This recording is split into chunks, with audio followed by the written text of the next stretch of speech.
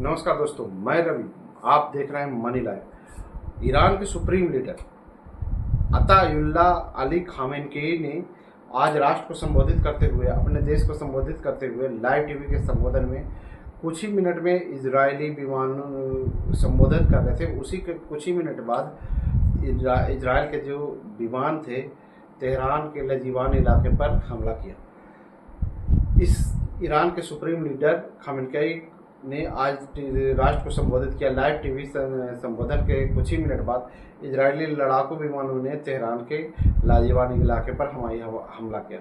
लाजीवान को खामेनेई का संभावित गुप्त ठिकाना माना जा रहा है। इस हमले में के समय को लेकर अंतर्राष्ट्रीय स्तर पर अटकलें तेज हो गई हैं। कहीं खामेनेई तो इसको खुद हमले का शिकार निशाना तो नहीं थे।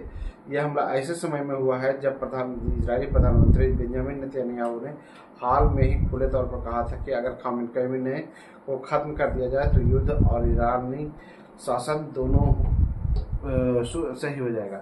इससे पहले ईरानी मीडिया ने रिपोर्ट दी थी कि खामेनेई को तेहरान के उत्तर पूर्वी लजीवन एक भूमिगत बंकर में शिफ्ट किया गया है, जिससे यह कयास मजबूत हुए कि ईरान ने उस बंकर को ही निशाना बनाया हो सकता है। फिलहाल इस हमले को लेकर न तो इजरायल न ही ईरान की ओर से कोई आधिकारिक पुष्टि की गई है, लेकिन घटना ने दोनों देशों के बीच पहले से मौजूद युद्ध के हालात को और गंभीर कर दिया है। खामेनेई ने आज राष्ट्र को संबोधित करते हुए कहा कि कड़ा भावनात्मक संदेश दिया जाएगा। खामेनेई ने स्पष्ट कहा कि ईरानी जनता अपने शहीदों के खून को कभी नहीं भूलेगी। देश की हवाई सीमा का उल्लंघन करने वालों को कभी माफ नहीं किया जाएगा।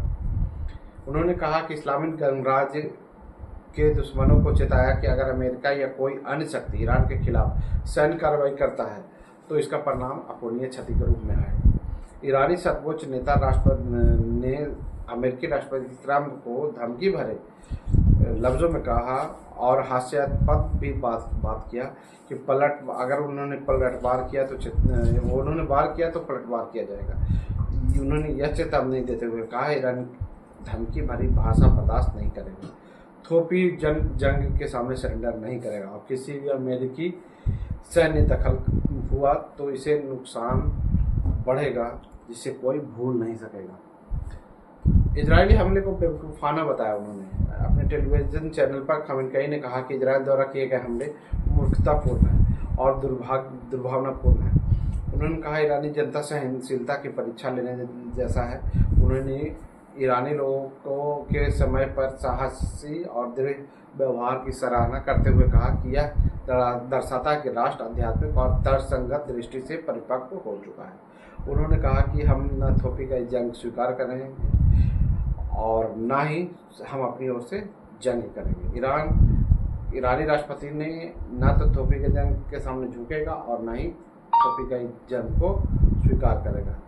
यह देश किसी प्रकार के जबरदस्ती के सामने नहीं झुकेगा, ये कहना है खामेनेई का। दोस्तों, आप देख रहे हैं मनी लाइव। मैं हूं रवि। हमारे चैनल पर नए हैं तो सब्सक्राइब कीजिएगा। मिलते हैं अगले वीडियो में नए न्यूज़ के साथ।